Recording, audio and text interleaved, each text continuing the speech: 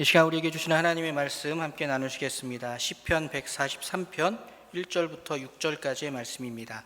시편 143편 1절부터 6절의 말씀입니다. 한 절씩 교독하여서 읽겠습니다. 여호와여, 내 기도를 들으시며 내 간구에 귀를 기울이시고 주의 진실과 의로 내게 응답하소서.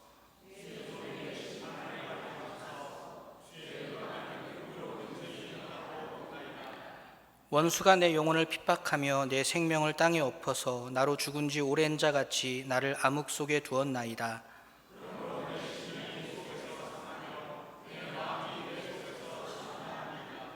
내가 옛날을 기억하고 주의 모든 행하신 것을 읊조리며 주의 손이 행하는 일을 생각하고 주를 향하여 손을 펴고 내 영혼이 마른 땅같이 주를 사모하니이다. 셀라. 아멘.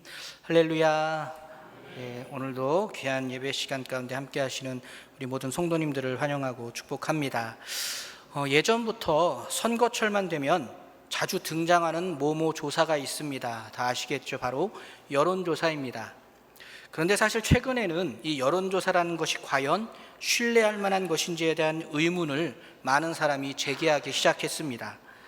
그러면서 여론조사를 대신해 새롭게 등장한 것이 있는데 바로 검색어 조사입니다. 검색어 조사. 인터넷 검색어에서 어느 후보의 이름이 제일 높이 나왔는지, 어떤 정책이 제일 많은 검색어 순위를 차지하고 있는지 등등, 요즘에는 특별히 젊은 세대에게 여론조사보다 이 검색어를 통해 후보나 정책들에 대한 정보를 신뢰한다고 합니다. 사실 선거만이 아니라 이 검색어의 영향력은 점점 더 커가고 있다고 합니다. 사람들이 인터넷을 통해 가장 많이 검색한 것이야말로 이 시대와 세상을 비추는 어떠한 하나의 거울이 되고 있다는 것이죠. 그런 의미에서 최근 10년 동안 세계 최대 검색 사이트인 구글이라는 그 업체를 통해 세상 사람들이 가장 많이, 최근 10년 동안 가장 많이 사람들이 검색했던 단어가 무엇인가를 얼마 전에 발표한 적이 있습니다. 그 어떤 단어를 검색했을까요? 바로 치료라는 단어였다고 합니다. 전 세계 사람들이 가장 많이 검색한 단어가 바로 치료라는 단어였다는 것이죠. 다들 이렇게 예상을 합니다. 최근 3년 동안 코로나19 때문에 아마 그렇게 많아졌을 것이다. 그런데 또 일각에서는 그러기에는 10년 전부터 모아온 정보이기 때문에 코로나 이전부터도 사람들은 치료에 관심이 많았던 것이다. 그러면서 또 특별히 검색을 많이 하는 세대는 젊은 세대이기 때문에 젊은 세대가 많이 아픈 것 같다. 아니, 젊은 세대뿐만이 아니라 많은 사람들이 지금 치유와 치료를 간절히 소망할 정도로 다들 많은 아픔 가운데 있는 것 같다라는 의견들을 내놓기도 합니다. 사실 10년 전이 아니라 인류는 오랜 시간 동안 많이 아파해 왔죠. 아파할 수밖에 없고요. 왜냐하면 우리가 살아가는 이 세상은 무덤과도 같은 세상이고 바벨론 땅과 같은 곳이기 때문입니다. 그러므로 이 세상 많은 사람들이 하루하루 삶을 살아가면서 또 살아가면서 만나게 되는 많은 사건과 사고 앞에서 정말로 치료를 간절히 바라는 것은 어쩌면 운명적인 것이고 또 당연한 것인지도 모르겠습니다. 그렇게 온 세상 사람들이 오늘 본문의 단어를 갖고 설명한다면 상한 심령, 네, 그렇습니다. 상한 심령이 되어 간절하게 치유의 치료를 소망하고 있는 것이죠. 오늘 우리가 읽은 본문의 말씀은 그렇게 상한 심령으로 오늘을 살아가고 있는 우리와 참 비슷하게 깊고 깊은 상한 심령을 안고 살아야 했던 다윗의 고백입니다.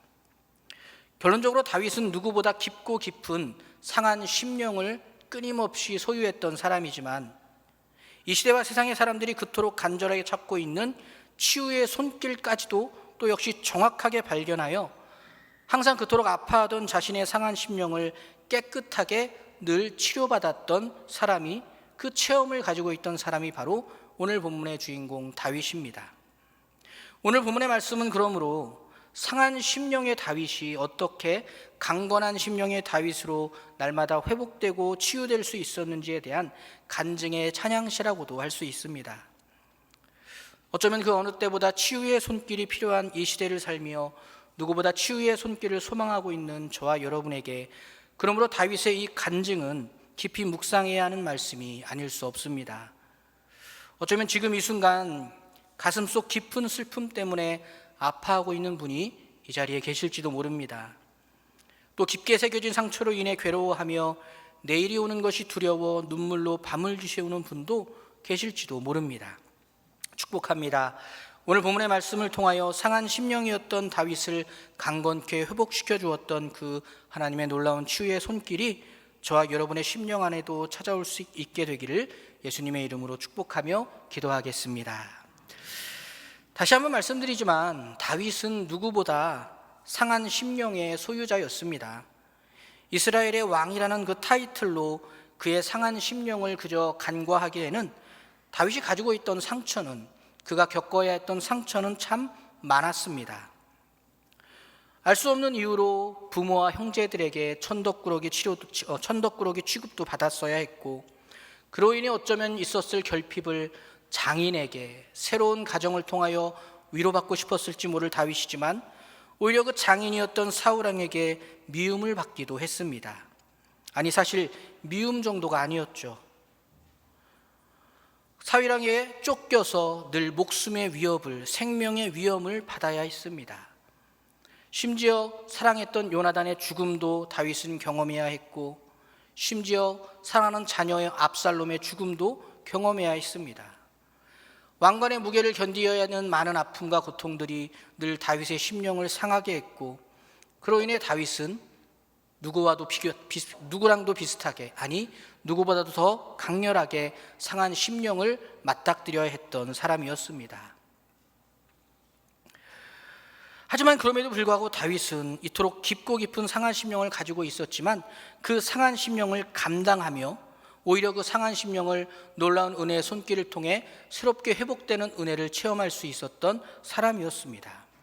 다윗은 어떻게 그렇게 오늘 본문의 말씀처럼 그 상한 심령을 치유받고 회복할 수 있었던 것일까요?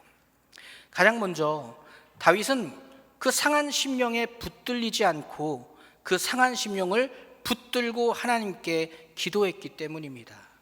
그러니까 상한 심령에게 다윗은 붙들리지 않았습니다. 다윗이 그 상한 심령을 붙들고 하나님께 나아갔다라는 것이죠. 본문 1절의 말씀을 읽어보겠습니다. 여호와여, 내 기도를 들으시며 내 간구에 귀를 기울이시고 주의 진실과 의로 내게 응답하소서. 사랑하는 교우 여러분, 세상을 살아가야 하는 사람 중에 상처가 하나도 없는 사람은 없습니다. 또 평생 살아가며 상처를 한 번도 나지 않을 수 있는 사람 역시 없죠. 특별히 죄인인 인간은 그러므로 또한 모두가 사실 태어나면서 상한 심령의 소유자로 태어날 수밖에 없습니다. 왜냐하면 태어날 때부터 하나님의 형상을 잃어버린 채 그러므로 가장 커다란 결핍을 안고 가장 커다란 구멍을 갖고 태어나기 때문입니다. 그러므로 모든 사람은 누구도 예외 없이 상한 심령의 소유자입니다. 문제는 그렇게 가지고 있는 상한 심령의 대다수의 사람들은 붙들린 채, 붙잡힌 채 살아간다는 것입니다. 상처에 붙들려 살아가고 슬픔에 붙들려 살아가며 절망과 두려움에 붙들려 살아가는 것입니다. 그러다 보니 상처에 끌려다니고 슬픔에 끌려다니며 절망과 두려움에 끌려다니는 것이 대부분 상한 심령의 사람들의 모습입니다. 하지만 다윗은 그렇지 않았던 것이죠. 상한 심령에 붙들려 끌려다니는 것이 아니라 자신이 그 상한 심령을 붙들고 하나님 앞으로 나아갔습니다. 아예 그 앞에 엎드려 자신의 상한 심령을 부여잡고 하나님께 통곡하며 기도했습니다. 오늘 오전의 말씀에도 그 중풍병자를 들고 예수님께 나아갔잖아요. 붙들린 채 살아가는 것이 아니라 그것을 붙들고 하나님 앞에 나아가는 것, 이것이 바로 다윗의 모습이었던 것이죠.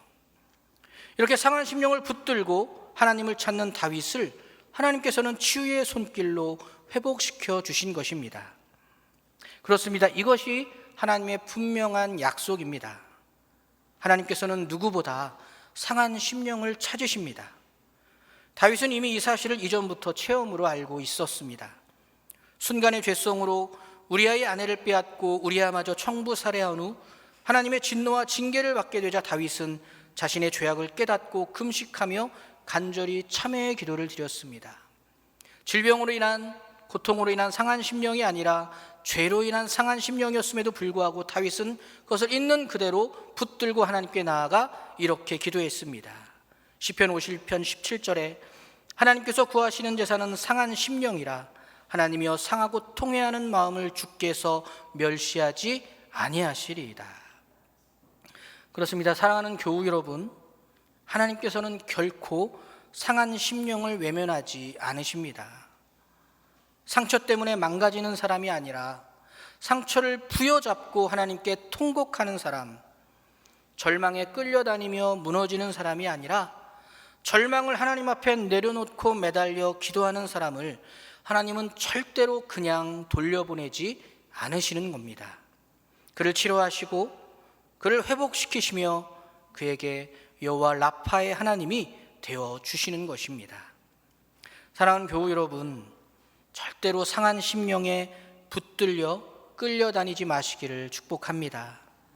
상한 심령을 부여잡고 하나님 앞으로 끌고 가시기를 축복합니다. 그리고 엎드려 기도하세요. 그러면 상한 심령을 절대 외면하지 않으시는 하나님께서 여호와 라파의 축복을 우리에게 부어 주실 것입니다. 두 번째로 다윗은 이 상한 심령을 치료할 수 있는 것은, 치료하실 수 있는 분은 오직 하나님의 은혜밖에 없다는 것을 분명하게 알고 있었습니다. 5절의 말씀입니다. 내가 옛날을 기억하고 주의 모든 행하신 것을 읊조리며 주의 손이 행하는 일을 생각하고. 상한 심령을 치유받지 못하는 사람들의 특징은 대부분 잘못된 치료약, 잘못된 치유법을 의지하는 것입니다. 사람에게 상처를 받았음에도 사람을 의지하고 세상의 법칙으로 인해 좌절하면서도 여전히 그 법칙만이 전부인 줄 착각하며 살아갑니다. 하지만 다윗은 자신의 상한 심령은 오직 하나님의 은혜로만 치유될 수 있다는 것을 알고 있었고 또 확신했습니다. 그래서 하나님의 은혜가 자신의 상한 심령을 가득 채울 수 있도록 할 수 있는 모든 노력을 기울였습니다. 가장 먼저 그건 기울인 노력은 과거에 경험했던 하나님의 은혜를 기억하는 것이었어요. 사랑하는 교우 여러분, 하나님의 은혜를 우리 안에 채우는 방법 중에 과거의 은혜를 기억하는 것이 이처럼 중요하다는 것을 기억하시기 바랍니다. 물론 과거의 은혜에만 머무는 신앙은 결코 건강한 신앙이 될 수 없습니다. 하나님의 은혜는 날마다 새롭게 부어지고 체험될 수 있어야 하는 것이죠. 하지만 그렇다고 과거의 은혜를 하찮은 것으로 여겨도 된다는 생각은 잘못된 것입니다. 너무나도 어렵던 순간에 찾아와 주셨던 놀라운 하나님의 은혜의 기억들, 이러한 기억들이 떠올릴 때 우리는 다시 감사를 회복할 수 있고 믿음을 결단할 수 있으며 한 번 더 이러한 하나님의 은혜가 우리의 상한 심령 가운데 충만하게 부어지기를, 오직 그 은혜만이 나를 회복할 수 있음을 알기에, 확신하기에 부어지기를 갈망할 수 있게 되는 것입니다. 그렇습니다. 상한 심령 가운데 과거의 하나님의 은혜를 기억하는 것은 새로운 은혜가 부어지기 위한 마중물이 될 수 있는 것입니다. 그래서 제가 참 뭔가 힘들고 제 마음에 상함이 생길 땐 저는 성지순례를 간다고 말씀드린 적이 있는데, 이스라엘 성지순례가 아니라 저기 서울 방화동이라 있는 곳은 동이라는 곳에 있는 제 이모 할머니 댁입니다. 제가 원래는 예수를 믿지 않았는데 그 집안이 쫄딱 망하고 그 이모 할머니의 창고방에 들어가게 됐거든요. 처음에 그곳은 지옥이었습니다. 근데 그 이모 할머니네 그 창고방에 들어가서 저희 가족이 예수 믿게 됐거든요. 그러니까 저한테 그 창고방은 예수 믿게 한 성지입니다. 성지. 힘들 때마다 그 이모 할머니네 댁을 방문하면 그렇게 다시 한번 제게 힘이 되고 은혜가 되고 무엇보다 감사가 회복될 수 있더라고요. 지난 과거의 은혜가 항상 우리 안에 잊혀지지 않고 날마다 새롭게 기억될 수 있으시기를 축복합니다. 그렇게 새로운 은혜를 위해 과거의 은혜를 기억했던 다윗은 이어서 주의 행하신 모든 것들을 읊조리고 주의 손이 행하는 일을 생각하였습니다. 주의 행하신 모든 것들을 읊조리고 주의 손이 행하는 일을 생각했다는 것은 그러니까 하나님의 말씀을 읽고 묵상했다는 의미입니다. 한마디로 하나님의 은혜를 갈망하며 하나님의 말씀을 붙들었다는 것이죠. 사랑하는 교우 여러분, 역시 말씀이 최고입니다. 우리 안에 새로운 하나님의 은혜를 가득히 부어줄 수 있는 것은 오직 하나님의 말씀 하나밖에 없다는 것을 기억하시기 바랍니다.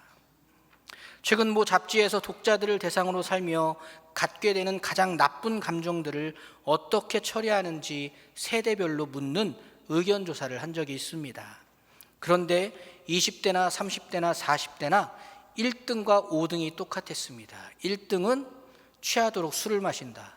5등은 노래방에 가서 실컷 노래를 부른다. 조금 다르긴 했어도 결론은 비슷하더라고요. 그래서 물었습니다.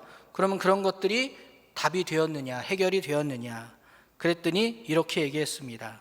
밤새도록 술 마시고 다음날 해장국 먹느라 돈만 들어갔다. 노래방 가서 소리 지르고 노래 부르다가 목이 상해 병원비만 나갔다. 쓸데없는 일이었다는 것이죠. 그러면서 또 한 가지 질문은 당신이 선택한 방법 가운데 당신이 상한 심령을 속상한 마음을 갖게 되었을 때 해결할 수 있는 기대하는 가장 좋은 방법은 뭐라고 생각합니까? 그랬더니 나를 이해해주는 친구를 만나 속을 털어놓고 이야기하는 것이라는 대답을 대부분이 했다고 합니다. 그래서 이어서 마지막 질문이 그럼 그런 친구를 갖고 있습니까? 였는데 92.5%가 그런 친구를 갖고 있지 못하다고 대답을 했다고 합니다. 그래서 더 속상하다고 했다고 하죠. 사랑하는 교회 여러분, 세상 사람들은 상한 심령을 세상의 것들로 치료해 보려고 애를 씁니다. 그렇게 애를 쓰면 쓸수록 마음만 더 상하게 될 뿐인데도 말이죠. 상한 심령은 오직 하나님의 은혜로만 치유될 수 있습니다. 그리고 하나님의 은혜는 무엇보다 우리가 하나님의 말씀을 읽고 묵상하며 하나님의 말씀을 붙들 때 충만하게 부어질 수 있다는 것을 기억하시기 바랍니다. 그렇게 사랑하는 우리 모든 교우님들이 늘 하나님의 말씀으로 상한 심령 가운데 하나님의 은혜를 가득 채울 수 있기를 예수님의 이름으로 축복합니다. 마지막으로 다윗은 자신의 상한 심령을 회복하기 위해 하나님과의 깊은 사랑의 교제를 다시 한번 새롭게 결단했습니다. 6절의 말씀입니다. 주를 향하여 손을 펴고 내 영혼이 마른 땅같이 주를 사모하나이다. 상한 심령의 치유를 위해 보여준 다윗의 첫 번째, 두 번째 모습은 하나님의 은혜가 부어지기를 소망하는 내적인 모습이라고 할 수 있습니다.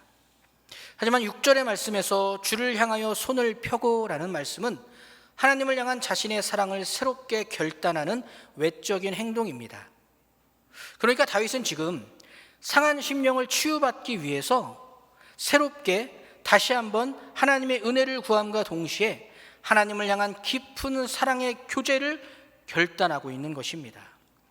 그렇습니다. 사랑하는 교회 여러분, 우리의 상한 심령을 회복할 수 있는 치유는 오직 하나님의 사랑이 가득히 부어질 때 가능한 것입니다.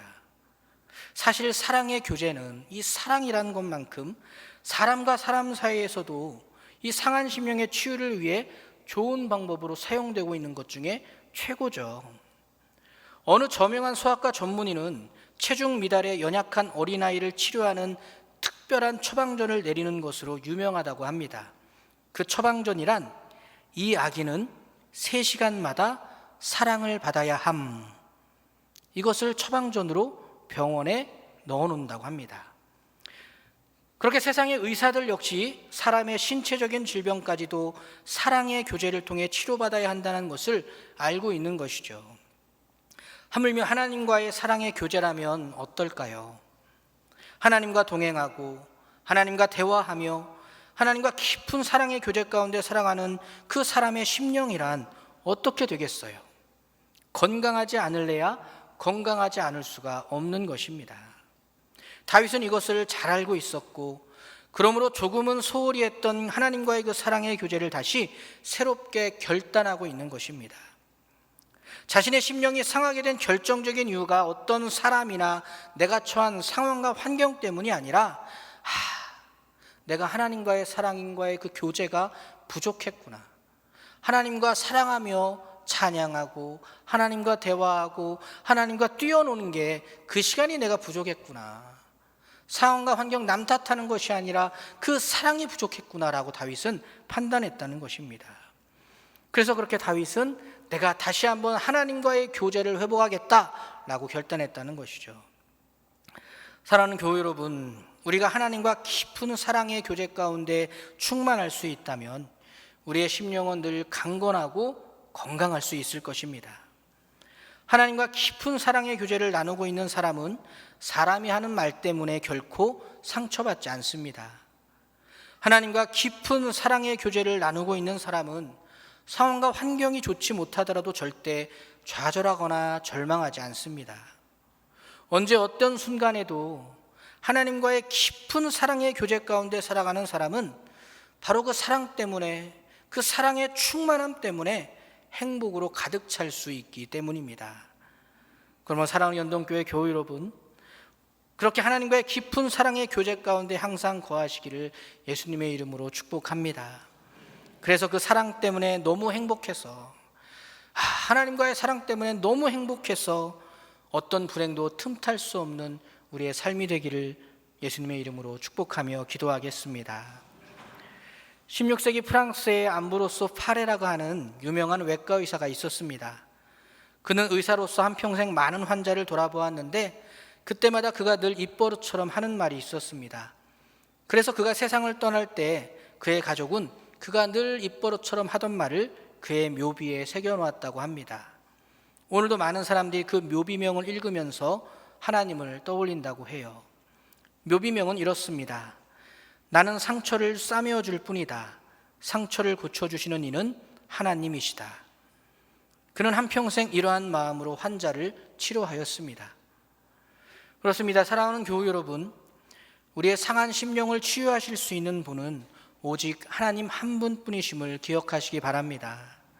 상한 심령을 찾으시고 절대 외면하지 않으시며 반드시 회복시켜 주실 것이라고 하나님은 오늘도 저와 여러분에게 약속해 주고 계십니다.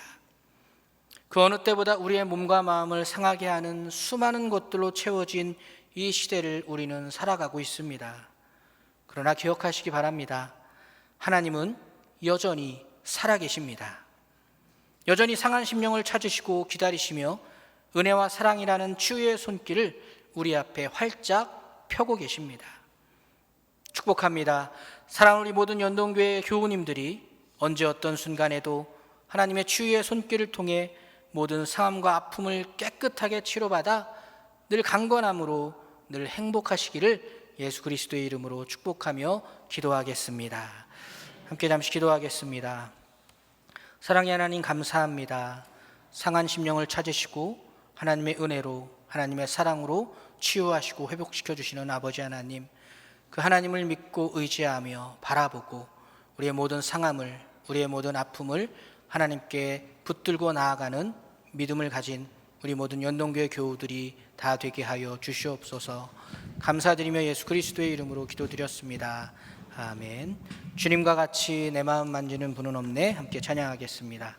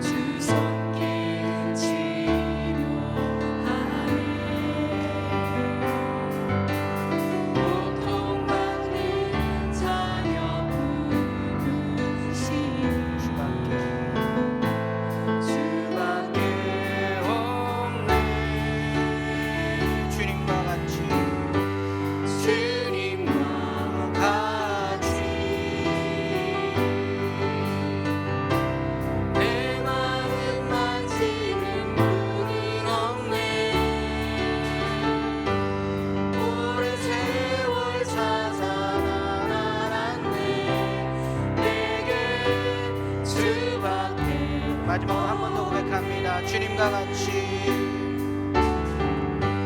주님과 같이 내 마음 만지는 분은 없네. 오랜 세월 찾아 나아갔네. 내게 수밖에 없네.